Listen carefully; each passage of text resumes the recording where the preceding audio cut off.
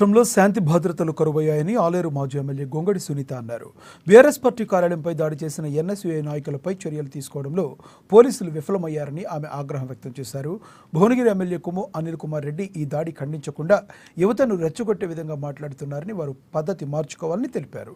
తెలంగాణ ఉద్యమంలో కూడా మేము శాంతియుతంగా పోరాటం చేసి రాష్ట్రాన్ని సాధించుకున్నామన్నారు. నిన్న దీక్షలో కూడా మేము శాంతియుతంగా ఉన్నప్పటికీ పోలీసులు మమ్మల్ని, మా కార్యకర్తలను అక్రమంగా అరెస్టు చేశారని వాపోయారు.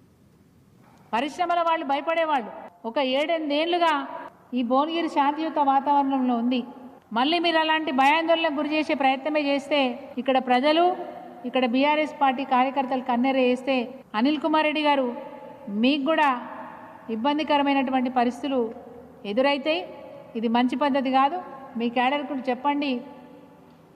మీరు ఇంకా ప్రోత్సహిస్తున్నట్టు, రెచ్చగొట్టున్నట్టు అనిపిస్తూ ఉంది మాకు.